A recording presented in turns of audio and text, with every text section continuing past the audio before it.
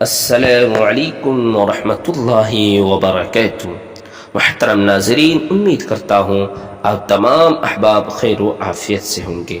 آج بات کریں گے ملکہ سبا کا اسلام لانا۔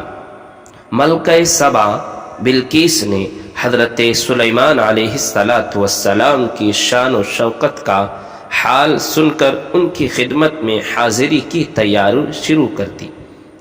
ادھر اس کے آنے کی اطلاع وحی کے ذریعے سے حضرت سلیمان علیہ السلام کو مل گئی۔ انہوں نے ایک وزیر کے واسطے سے پلک جھپکتے ہی ملکہ کے تخت شاہی منگوا لیا اور اس کی تھوڑی سی شکل و صورت بدل دی۔ جب ملکہ دربار میں پہنچی تو حضرت سلیمان علیہ السلام نے پوچھا، کیا تمہارا تخت ایسا ہی ہے؟ ملکہ نے کہا، گویا کہ یہ وہی ہے۔ حضرت سلیمان علیہ السلام نے ایک محل تعمیر کرا کر اس کے صحن میں ایک بڑا حوض بنوایا اور پانی سے بھر کر اس کے اوپر خوبصورت شیشے کا فرش بچھایا تھا۔ دیکھنے والوں کو ایسا محسوس ہوتا تھا کہ صحن میں پانی بہہ رہا ہے۔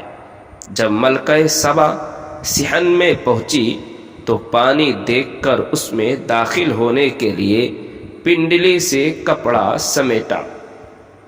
حضرت سلیمان علیہ السلام نے کہا، اس کی ضرورت نہیں، کیونکہ پورا صحن خوبصورت شیشے سے بنایا گیا ہے۔ ملکہ کی عقل پر یہ سخت چوٹ تھی۔ اب اس نے حقیقت حال کو سمجھا کہ یہ جو کچھ کر رہا ہے وہ صرف ہمیں یہ یقین دلانے کے لیے کہ حضرت سلیمان علیہ السلام کو ایسی بے مثال چیزیں عطا کرنے والی ہستی ایک ہے جو پوری کائنات کا مالک ہے۔ پھر اپنے کفر و شرک پر شرمندہ ہوئی اور حضرت سلیمان علیہ السلام کے دستے مبارک پر ایمان لے آئی اور ملکہ سبا بلقیس مسلمان بامشرف ہو گئی۔